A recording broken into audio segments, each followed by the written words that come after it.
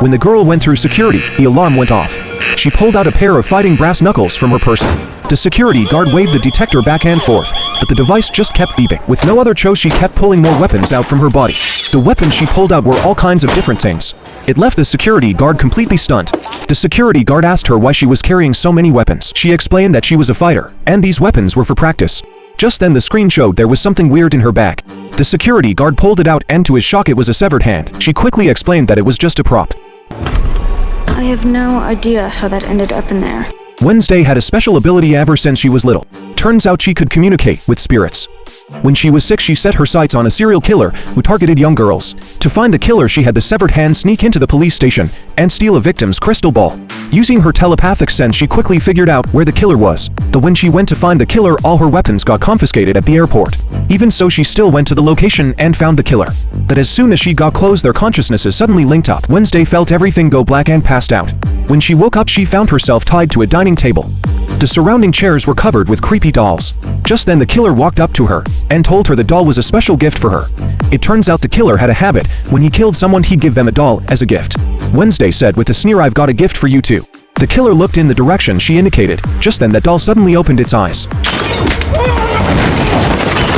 Taking advantage of the moment, Wednesday untied the ropes. The severed hand beat the killer half to death. The next day, headlines everywhere reported that the serial killer was dead. It was the first day at school. Her parents accompanied Wednesday and her brother to the Academy for the Gifted.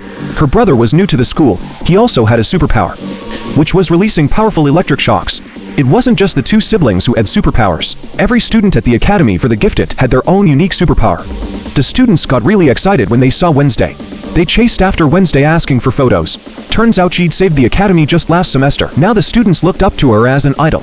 But Wednesday didn't like all the attention. She quickly headed back to her dorm. Her roommate was a girl who could turn into a Evolve, but as soon as she opened the door, a crossbow bolt shot out and stuck straight into the opposite wall. And there was a photo of her on it. Under the photo it said, "Welcome back. You know I've been waiting for you." Wednesday took down the photo, trying to use her spirit communicating ability to find the stalker. But after searching for a while, she found nothing. Just then black tears started flowing from her eyes again. That night the school held a bonfire party. The students used their superpowers to build an eagle shape. Just then Wednesday suddenly noticed her novel was missing. There was only a letter left by the stalker. The letter said they'd burned her novel at the party. She hurried to the party venue and told the severed hand to keep an eye on suspicious people. Just then someone deliberately bumped into her. A letter appeared in her pocket. There was a blade stuck in the letter.